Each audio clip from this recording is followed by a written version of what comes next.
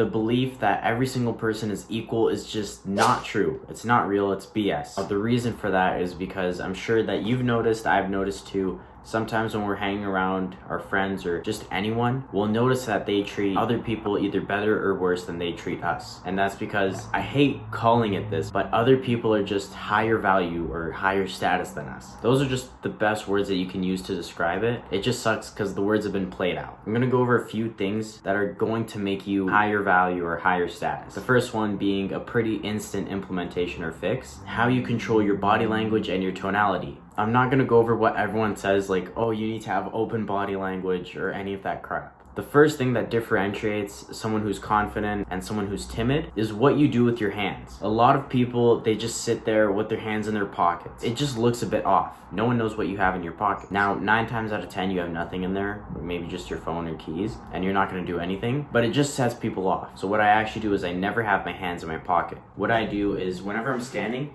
I always just have my hands in front of me, clasped together, or I'm just holding on to something. And with the way you talk, you want to be like a cartoon. You want to sound animated. You don't want to come off as someone that's monotone. Now, I know we all have teachers that are just too monotone. You don't want to sit through their lectures. You don't want to sit through whatever they're talking about. And a lot of people do this when they talk. They are just a flat line when they're talking. Now, biggest thing is you want to take the other person on an emotional roller coaster. You want to be engaging in every single point during your storytelling or during whatever you're talking about. And easiest way I can tell you is just use emphases on your word. Have moments in your story where you drop your tone and you're sad, or you sound confused. You can get creative with this. You can essentially add anything to your speaking. If you study or you look into any of your favorite speakers, YouTubers, or whatever, you'll notice that every single person does this.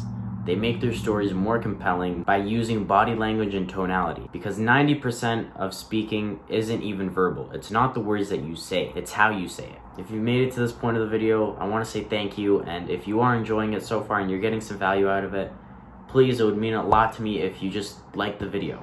So thank you. A big part of this is how you perceive yourself. Because if you don't respect yourself, why would anyone else respect you? And an extra one is just tell yourself that you're gonna do something. It can be anything. I remember me, before I even had a job or anything, when I was first building up my confidence and my sense of self, I was telling myself like, okay, I'm gonna do 100 push-ups today. And I know that isn't a lot to most people, but at the time it was something big. Or something like, I'm gonna read 10 pages today. Or like, I'm gonna go to the gym, I'm gonna work out. It could be anything. Set these little goals for yourself, and your sense of self is just going to rise. And when you perceive yourself as higher, other people will too. Because right now, if you don't see yourself highly, why should other people view you as something that you don't view yourself as? And you can't lie to yourself about something like that. I have this saying, you become what you are. You have to view yourself in a certain way. And another one is you get what you deserve. Say you aren't taking any action in your life, you don't have anything going on, you're not practicing anything, you're not working on any goal or any business. You don't deserve a good life then. You don't deserve anything exceptional. That's why these are the things that I focused on and that I am focusing on right now. I have another video going more deeper on these two sayings. I'll put it at the end screen and I'll put it in a card right here just in case you want to go deeper into it, which I think would be a good idea, of course, after this video. But ask yourself, what does this high value person have? You can take anyone, for example, like Alex Hormozy. You got to ask yourself, what do these guys have and how do I get that? You essentially reverse engineer this and you look at the biggest things that they have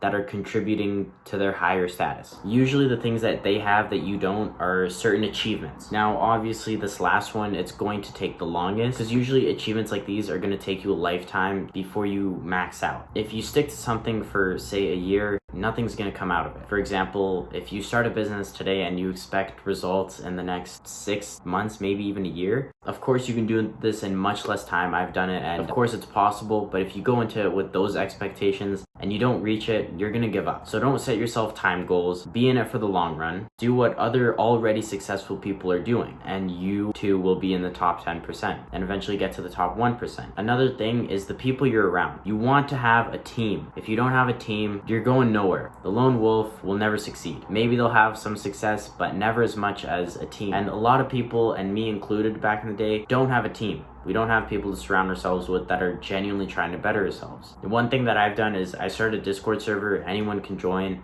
We're essentially just going over our goals, setting more goals for ourselves, and using it as accountability. If you want to join it, I'll put a link to it in the description. You're more than welcome to join. If you don't want to, that's fine. Of course, you can do this with real life friends who want to better themselves too. So that about wraps everything up. I appreciate you making it to this point of the video. It means you genuinely enjoyed it. And if you have and you enjoy content like this, please, it would mean a lot if you subscribed. I genuinely really appreciate that. Thank you. Have a good one. Bye-bye.